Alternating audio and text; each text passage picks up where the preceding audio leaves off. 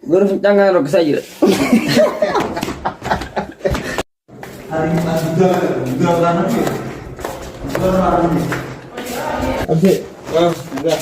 Alhamdulillah. Ya, mana jalan tu? Julen, Arabia kan? Woi.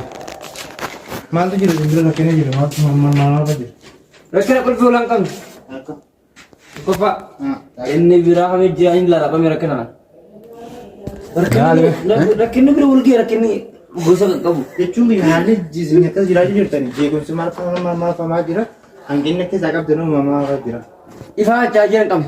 Jira tak angkat dah. Tak kamu lalu tu kamu. Charger mang kamu bo? Ayah. Masuk. Oh, ini putar ya Islam. Ada kau sering biar kau sering muda. Ini putar ya Islam.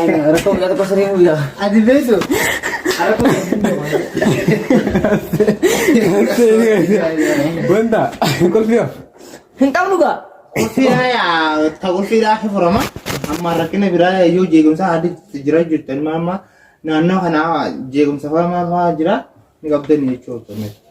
Je, kau saja ni cakap library benar kan ni menungkam nu. Atiga guru